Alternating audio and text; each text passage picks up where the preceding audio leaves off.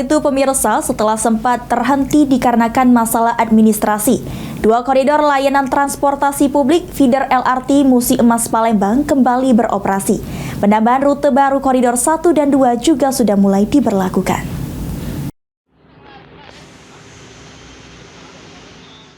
Setelah sempat terhenti dikarenakan masalah administrasi, dua koridor layanan transportasi publik feeder LRT Musi Emas Palembang kembali beroperasi.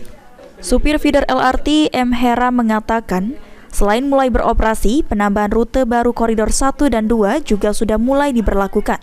Untuk waktu keberangkatan feeder per 10 atau per 15 menit untuk setiap keberangkatan. Feeder koridor 1 dan 2 hari ini mulai beroperasi ya Pak ya? Alhamdulillah sudah mulai beroperasi Mas kita. Terus kemudian untuk penambahan rute yang baru itu apakah hari ini sudah mulai berlaku atau bagaimana Pak? Sudah berlaku Mas. Tadi kita sudah masuk ke arah kebun bunga, ke arah asrama polisi, tadi sudah masuk, sudah berlaku hari ini. Kemudian untuk satu hari itu feeder itu bisa berapa kali bolak-balik Pak? Kalau untuk retasi kita 6 retasi Mas. Retasi ya? 6 kali putaran. Satu hari. Itu per berapa, itu untuk keberangkatannya per berapa menit itu Pak? Bisa 10 sampai 15 menit. Bisa jadi kalau misalnya jalannya agak tergantung SI kita lah Mas. Untuk waktu keberangkatan gitu. Bisa diatur oleh SI.